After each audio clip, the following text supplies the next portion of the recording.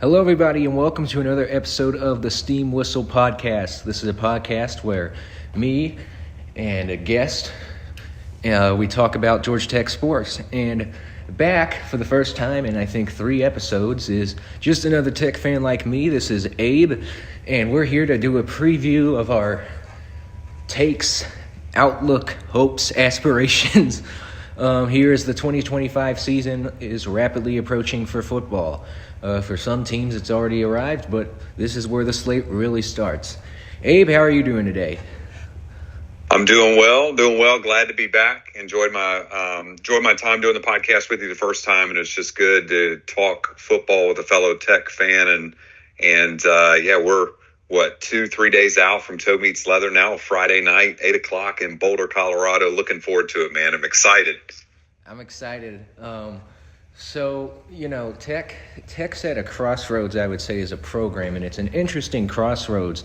It's not – you could argue Tech was at one earlier, but it was far, far worse. Now Tech has kind of climbed back into relevancy, but Tech is now at a position with this roster, which is led by mostly seniors, they have an opportunity, I would say, to make a jump this year. And I bet there's a bit of pressure on Brent Key and company this year. Would you agree with that?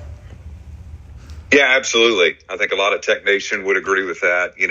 That 7-win standard mark is kind of where we're at. That's where Key's at. I think, we average, 7.5 wins as a program over time anyways. And so trying to get over that hump, I think that's the bar that's been set. And like you alluded to, I think, we're 25 plus seniors or something like that. It's a good number. But I think what Coach has done this past year, he's gone and played the senior game, of course, developed some guys. We've gone into the transfer portal.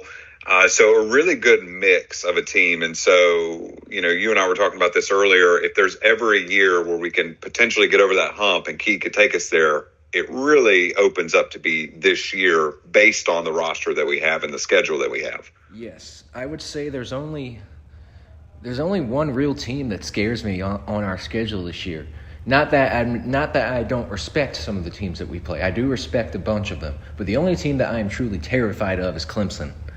Georgia, Obviously, Georgia's never easy. Even when Tech is having a great year, Georgia's never easy. But Georgia does not terrify me anymore. Now, down the line, if they have a Death Star team like they did 2-3 years ago, then maybe, but that's not evident at the moment. I think Clemson's going to be really good this year. I'm really high on them. I think they're ranked properly in the polls. But that's the only team that I really think can run Tech out of the building. Yeah, they definitely have the opportunity to. Clemson, they're just a good football team. And just, from top to bottom, you look at what they've done and, look at what Dabo's done there. I don't like to talk great about Clemson, but at the end of the day, I agree with you. I think they're properly ranked. I think they should get all the flowers they're getting right now. I definitely think they're a playoff team. Doesn't mean we can't beat them. I know you agree with that as well. I would, looking at our schedule, agree that is probably our toughest game on the schedule. Georgia, of course, as well. But I would put Clemson a little, just a hair above the toughness this year, as I feel like UGA may drop just a little bit this year. But Clemson definitely, and there's some other trap games for sure on our schedule. But Clemson by far the opponent to circle. That's going to be very tough. Now, I'm happy it's at home, but I was saying before the schedule came out not a couple weeks ago, but when the times came out, I'm like, the only way we have a chance, like a real tangible chance to beat them, is if they would put the game at night, and it's a noon game, so that's not good. But you know why I say that? Because spooky things happen at night. Everyone knows this happens in college football. And now that it's a noon game, that gives me a little less confidence in that game as well. Looking at the Colorado game to open the season, there's so many different storylines for this game. It's quite fascinating. And a lot of it, last year there were storylines, but most of them involved the teams themselves. This one, it just seems like there's a bunch of storylines that are woven between the two teams. I'll say a couple of them and then ask you what you think. But the first one that I feel I don't know if it's the one the media is talking about, but at least within the fan bases, the 1990 national championship. So I assume most people who watch know this, but Tech and Colorado, back when this was a thing, split the national championships. The AP picked Colorado number one, and the coaches poll picked Georgia Tech number one. And the programs have never played before. This is the first time they're meeting. And not only that, but it's 35 years since that season. On top of that, you have two, and it's unfortunate these things are happening, but two like motivational factors in that. Some notable figures around the, I won't say around the program, but related to the programs have gotten cancer. Deion Sanders thankfully has recovered, and I'm really happy for him. I mean, as much as he's an opponent this week, he's an Atlanta legend and icon, and really helped put the city on the map as a superstar. And then for Tech, legendary coach Bobby Ross, who was the head coach of the national championship team, he has recently gotten cancer. Now, thankfully, it's not one that, I mean, it can be lethal, but it's one that if treated, he can live with and be okay for. Ross is 88 years old. He's the oldest living former Georgia Tech head coach. Even though he's after Bill Curry, I think Bill Curry is 83. He's a little younger. And then finally, one that I just found out today after talking with you earlier is that Haynes King's dad has mouth cancer now, and he's a high school coach, and he is now having to step down from coaching because he has mouth cancer. And then with Haynes King, a fascinating storyline is when he was injured when he was at Texas A&M in 2022, his injury came playing against Colorado in a game in Denver. And so you have all these storylines and all of this, I won't say build up, but all these just fascinating factors into this game. And it has to excite you and it has to make you think. And I'm just wondering how all this is going to go. Yeah, you bring up a lot of the mixes of the storylines that there, and just definitely thinking about the families that are involved with everybody that you just mentioned, especially just finding out today about Haynes King's dad, about, John King, and, diving into the game itself and getting into some of the particulars that are there, these storylines still resonate with all of us, or with all of it, and it plays into a lot of that. When I think of the Colorado game, this is one where when I'm trying to predict it, which, it is what it is, of course, just my opinion, but this is the one where I've kind of gone back and forth on, where I've sat on a fence on one side. I can see one side, I can see the other.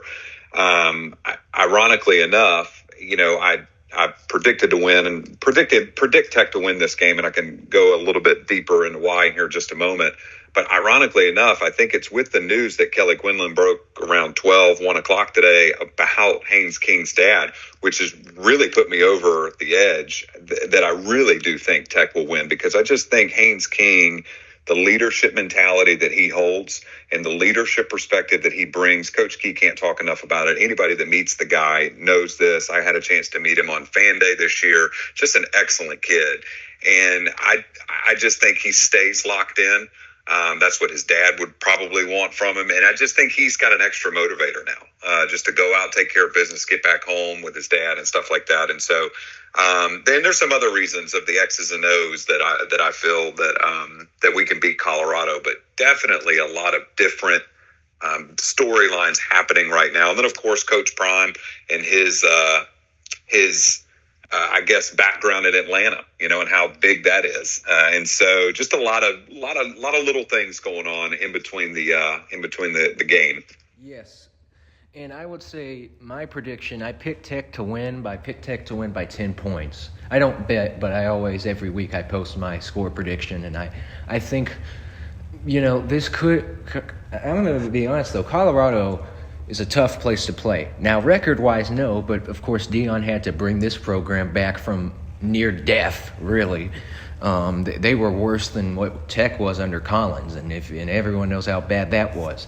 And so, but Folsom Field is a tough place to play. It's a very unique setting, and the design of the stadium is unique as well, as it's not an oval, but they have this weird ramp type thing, and then it's kind of a horseshoe at one end, and I've heard it can get loud. Now, of course, Tech played at Georgia, which is 93,000 people, so I'm sure it's not going to be tougher than that, but still, it's a hostile road environment, so I'm not saying it's going to be sunshine and rainbows, but I do think Tech can win this game.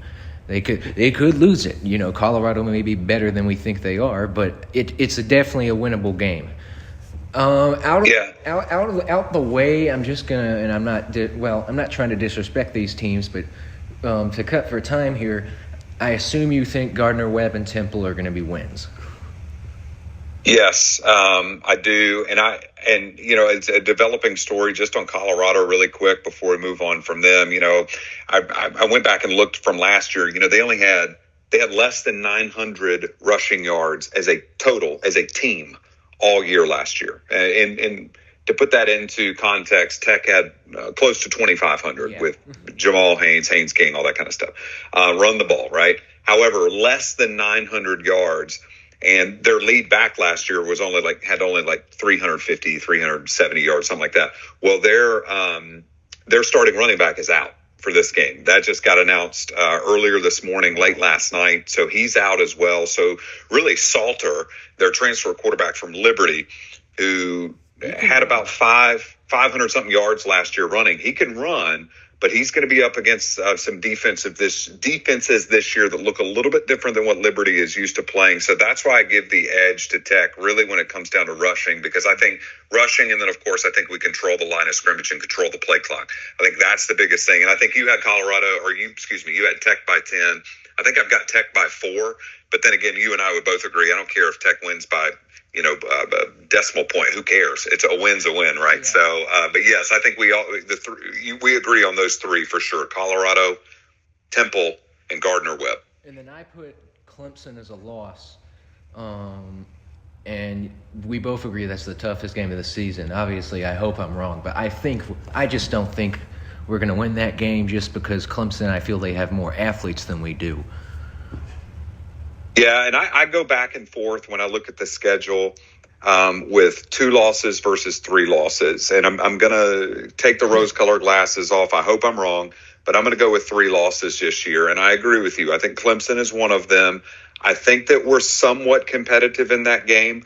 I'm not the biggest fan. I believe it's a whiteout game, which I'm not the biggest fan of when you play Clemson, because Clemson is, less than 2 hours away, and you're going to see orange all throughout Bobby Dodd because they travel very well as a fan base. But I do think we can stay somewhat competitive. Now, you probably agree with me on this. If we win that game, I'm not going to be shocked, but I would be surprised.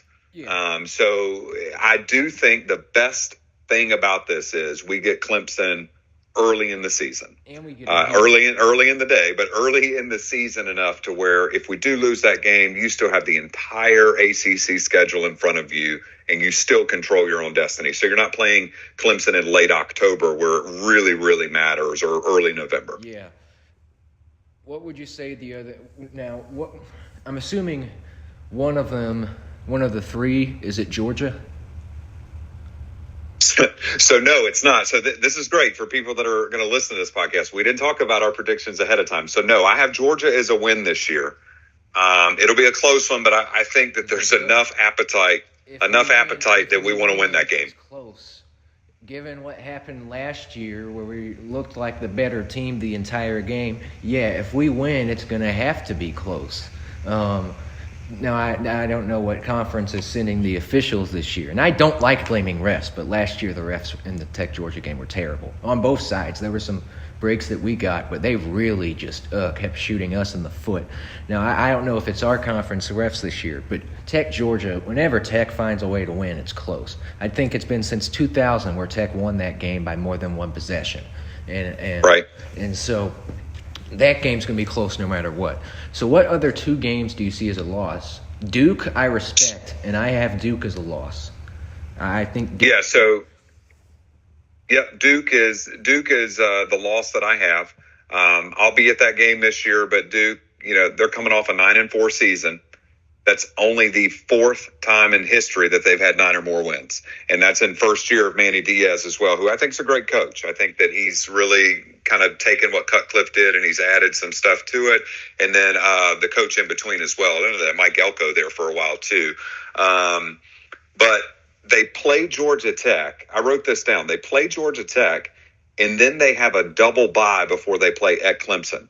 So they have really fresh mind in front of them to where they're like, okay, we can prepare to beat Tech, and then we can prepare to beat Clemson. We don't have to do it all, and we don't have to, eat the horse all in one bite. And so that being at Duke, which now is becoming a tougher place to play, and they have a quarterback who is getting absolutely no love, and I think he should. And Darian Mensah coming from, I think, Tulane, coming from a huge NIL deal. But last year he almost threw for 3,000 yards. Yeah, and they paid him a lot of money. A lot of money. Yeah, which the college sports scene is changing when Duke is paying money and investing in football. Not that Cutcliffe didn't make them care. He did turn that culture around, but now that they're really investing in the NIL era, that's a huge positive sign for if you're a Blue Devil fan. And I agree. I think Tech can compete with Duke. We beat them last year, albeit we had to come from behind a little bit in the fourth quarter. I think we won by 10, but they led by 4 third. And Manny Diaz is a great defensive coach, and now that he has a quarterback, I just think that team's going to be tough to handle.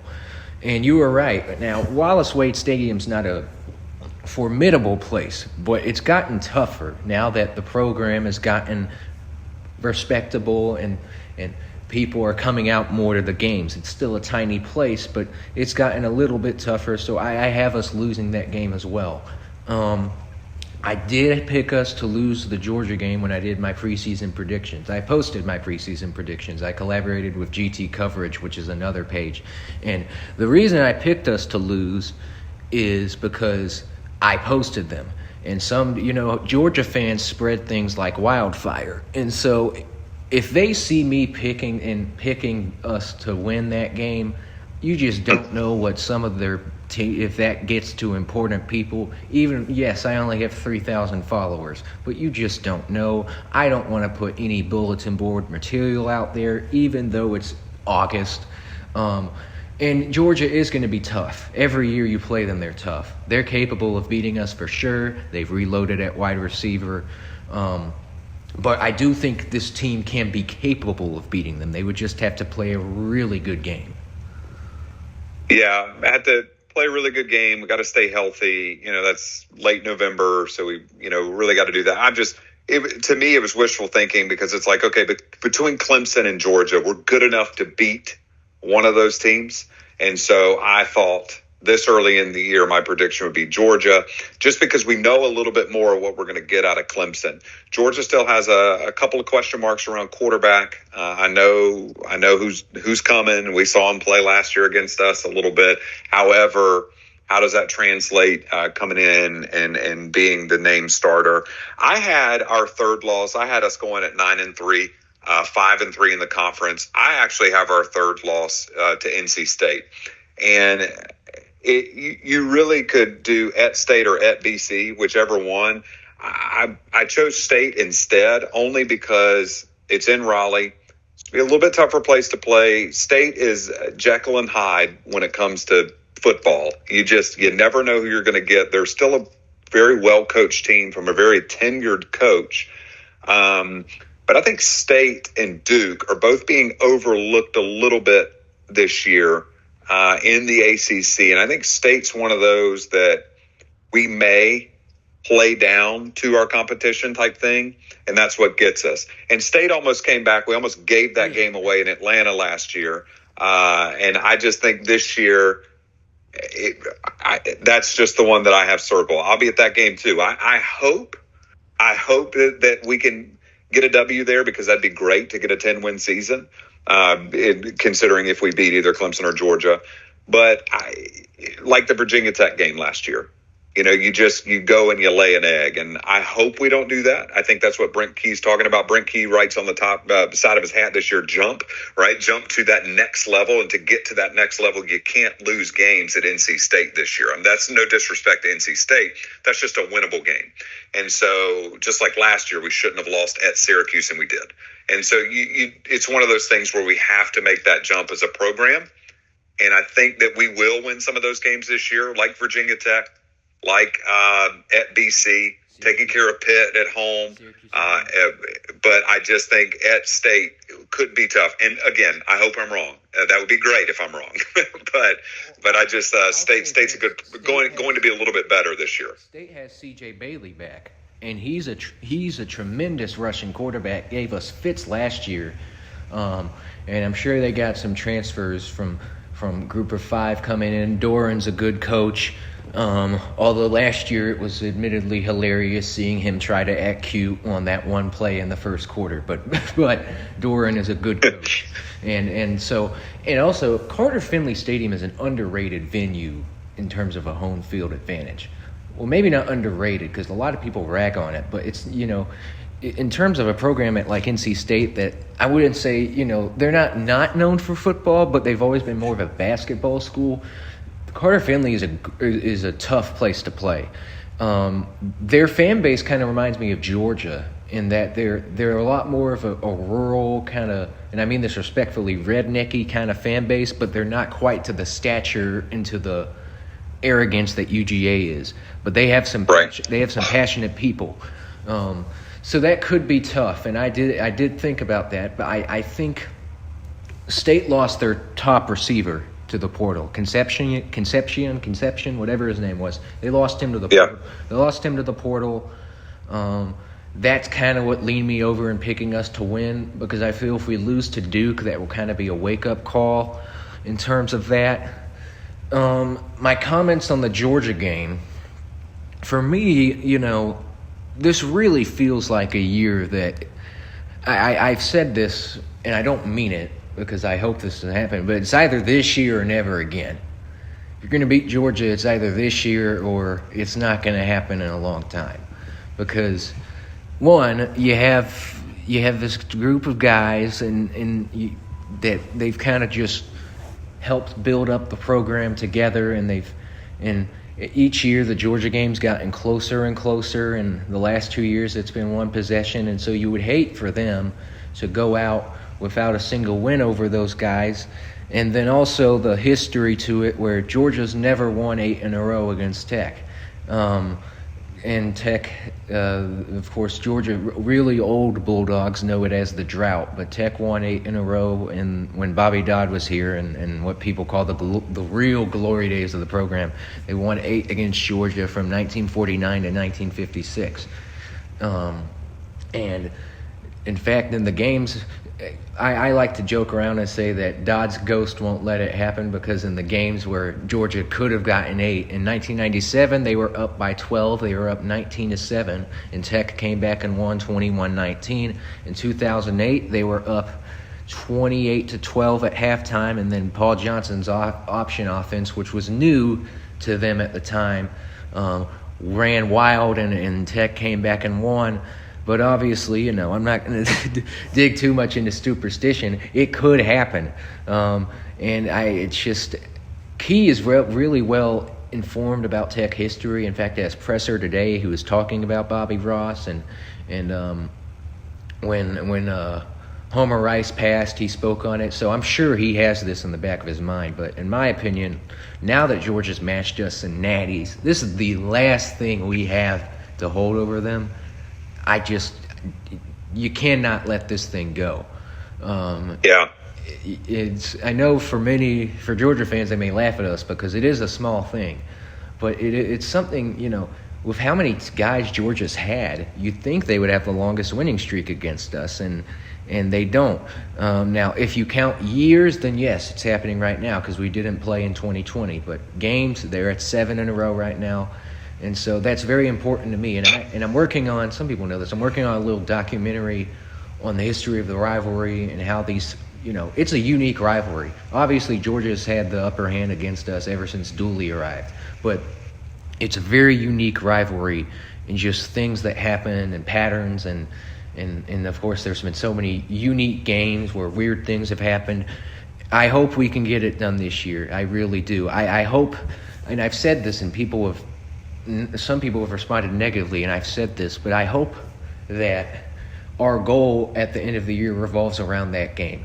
People were saying, I'd rather win an ACC title game than beat Georgia, and I'm like, respectfully, I am willing to accept 5-7 if one of the 5 wins is over Georgia. Now, I'm not going to go and say I want us to go 1-11 and beat Georgia, because the first 11 weeks of that would be hell. But I'm willing to underperform a little bit if we win that game.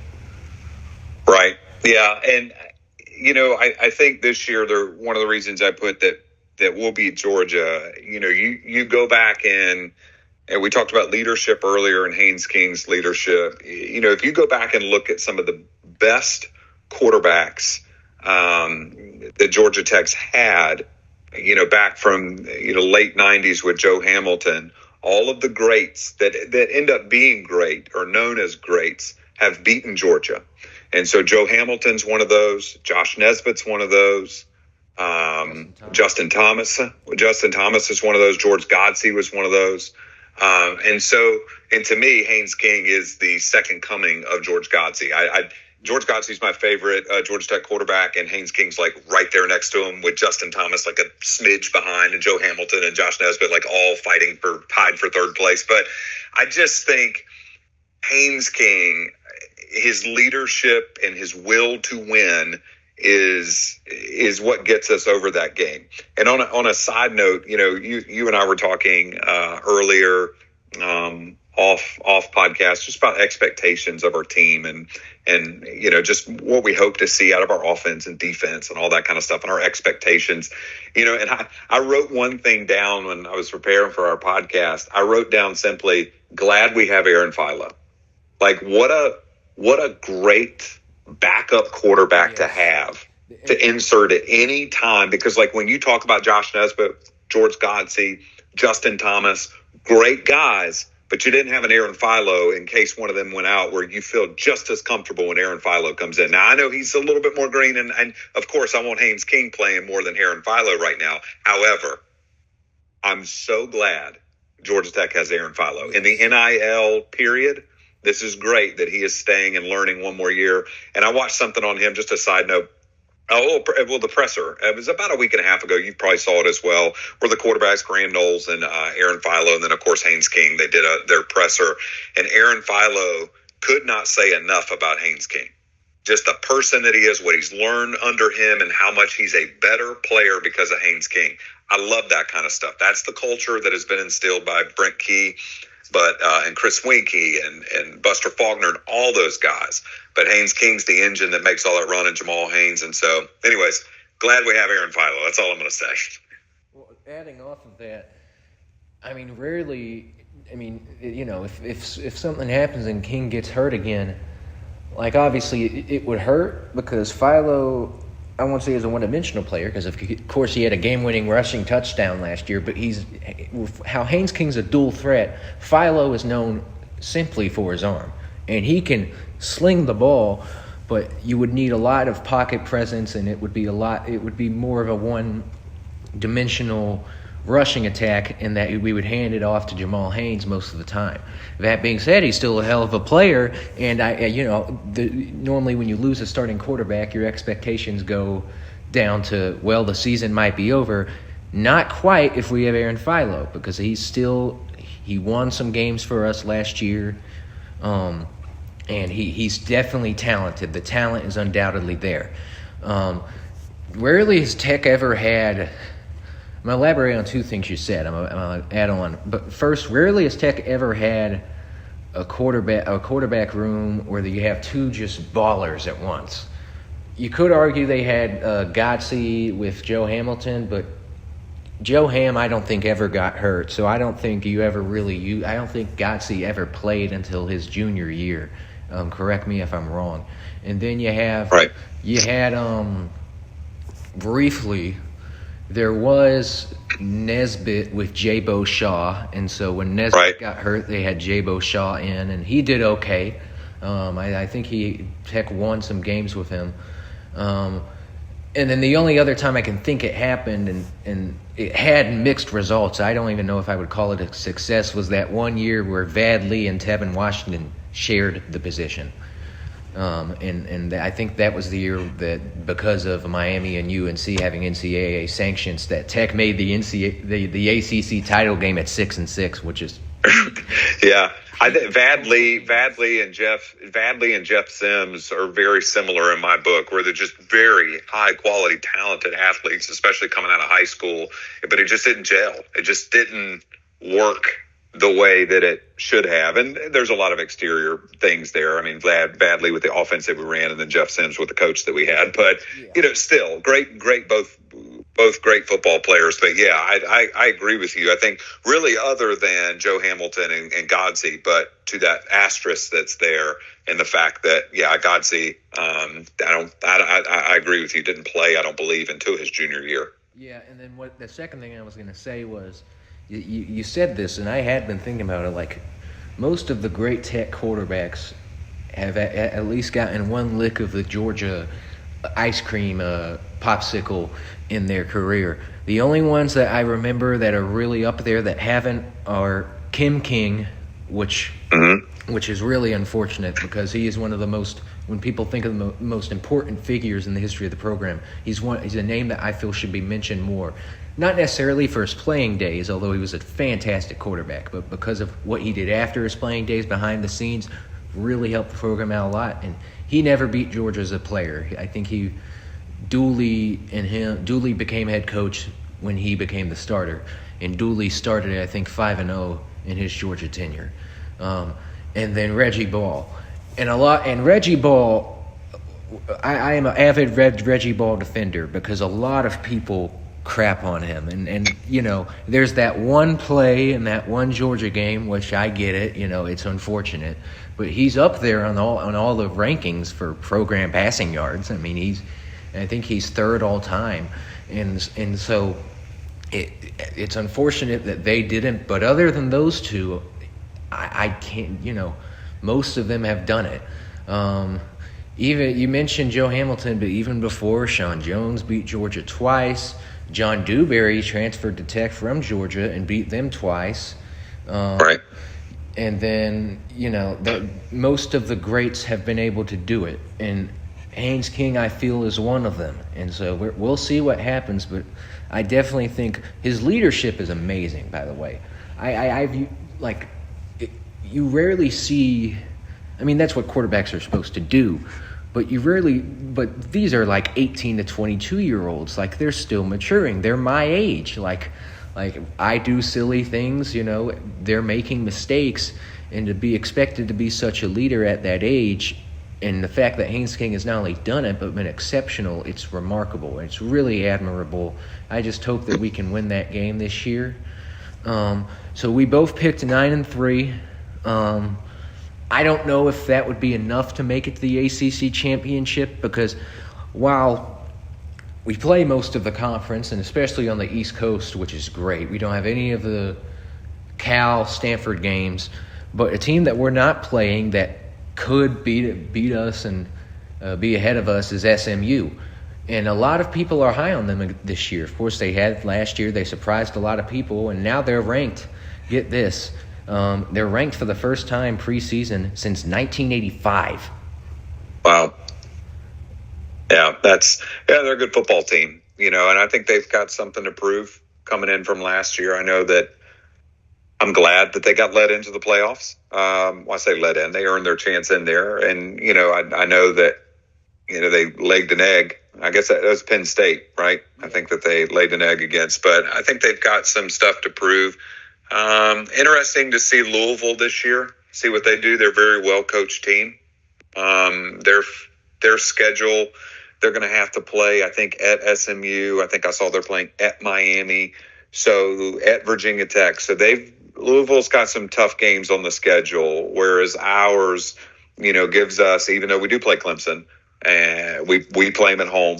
And our away games, of course, are that North Carolina slate of teams, which are all beatable. But we just have to take care of business. I guess our And then of course Pitt's at home too, and we should be able to handle Pitt.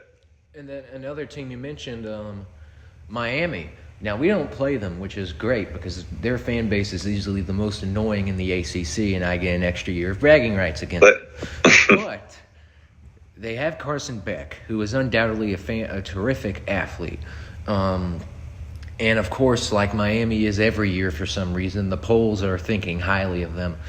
I'm interested to see what you think they're going to do. I think they're going to go, 9-3, 10-2, maybe make it into the ACC championship if they get an extra break here and there. But I don't think that everyone is asking, is this year Miami's going to win the ACC? I don't think it's this year. I still think they're going to be a good football team. Yeah, I think they're going to be a good football team. I do. They open up against Notre Dame. I think, and then a couple. Yeah, that's going to be a tough game. And then they come up a couple of weeks later and have to play Florida. And Florida's somewhat on the rise. I still think Miami can edge them out. But within those first 4 weeks, they got to play Notre Dame and Florida, 2 top 15 teams. So to kind of see what they got to do. Then they got Louisville on the schedule, although I think they play them at home. And then when I looked, I think they're at SMU. They got Virginia Tech on the road. They got Pitt on the road. So their schedule, though, is a little easier as well. However, I think we'll see what they're made of with that Notre Dame game. And Notre Dame as well, because we have to see what Notre Dame's going to do with Carr playing quarterback now, and just kind of see what kind of team they come out and play. Is that Notre Dame Miami game? I need to look it up. Is that in Miami or is that in Miami? Okay. I didn't know if it was a neutral site type deal or if it was going to be played at down in Miami. So it's on Sunday and it's at Miami, and I think a lot of Miami fans will say this. They've never been known for super loud crowds since they moved from the Orange Bowl, I think 15 years ago. But every Miami fan I know points to the last time Notre Dame came to Miami as the loudest they have heard a home Canes game at Hard Rock Stadium. And I feel that Miami, I think Miami wins because their fans are going to be enthusiastic, and that fan base is a rambunctious bunch of people. So if it's going to be a home. You can't find a different, and I know ESPN did a 30 for 30 on that matchup, but you cannot find a more stark contrast of two fan bases, a Miami fan base and a Notre Dame fan base. They are two completely different people. Yes. And it's both of them. I've run into super nice fans from both fan bases. Miami comes across as way more annoying to me, just because of the way they've talked trash over the years and also some personal experiences. But Notre Dame, it's just stark contrast. And I hope for a great game. I think Miami's going to win just because of the quarterback. You have a tenured veteran as Miami's quarterback, and I think he's going to make better decisions than Carr. We'll see if I'm right or wrong, but that's going to be a huge game and a lot of fun games this weekend. I got to say, before we wrap this up, a lot of just exciting, fun football this week. Obviously, there's us on Friday. You got a bunch of Thursday games. I'm wondering what you think of course, the really big one where College Game Day's there, and it's fitting because Lee Corso's last headgear pick is where he made his first, and it's Ohio State, Texas. Who do you see winning that game? Yeah, so, Texas is going to be a hard out this year. They've got, like Georgia Tech, they've gotten a lot of good off-season press, as they should.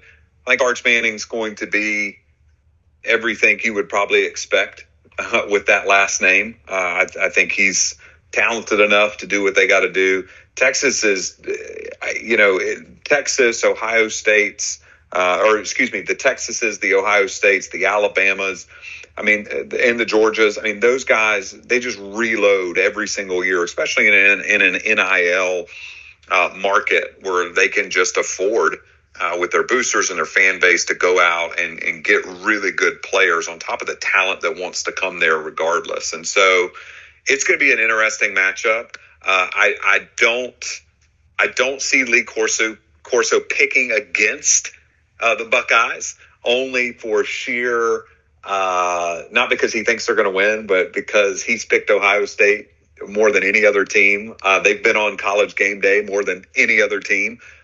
Side note, Georgia Tech's 0-5 when College Game Day comes to Atlanta. So maybe one day we can finish that. But we broke that hex last year in Ireland.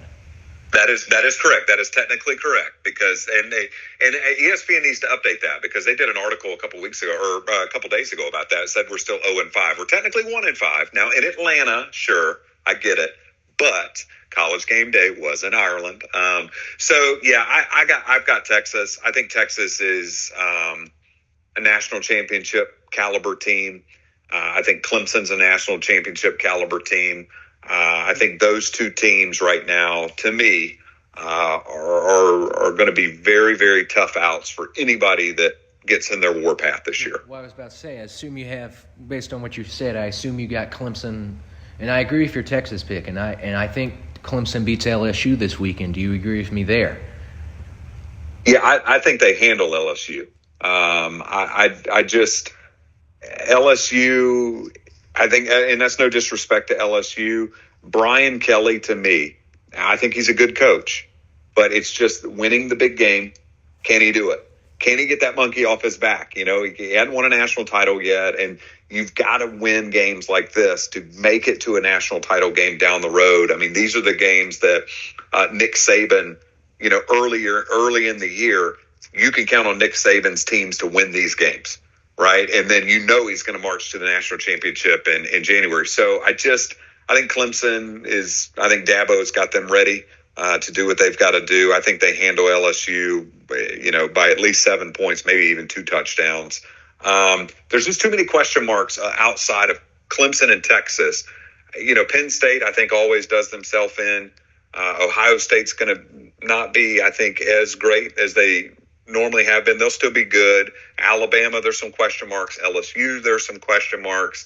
So, you know, to me, when you look at the top 25, you know, as we know, half of them won't even be there when the season's over. But I think Texas, Clemson, and potentially maybe an Oregon are really going to be, you know, your better teams this year, and maybe sneak in like a Georgia or Notre Dame, just depending on how Carr plays at quarterback.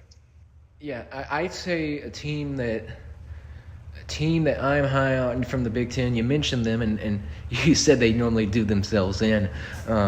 Is Penn State? I do think that, you know, obviously the question is, can they finally beat Ohio State? Now, yes, they did do it like 10 years ago, but they haven't done it since. But I feel there's a really good roster for them coming in. The Big Ten is loaded. Of course, the SEC is as well. But the Big Ten at the top, that conference is really loaded. And so it's going to be fascinating to see who wins and who comes on top of there. But I do agree with you that Clemson and Texas, I think they would be my top 2 teams right now. I put Texas number 1. I think they were rated properly.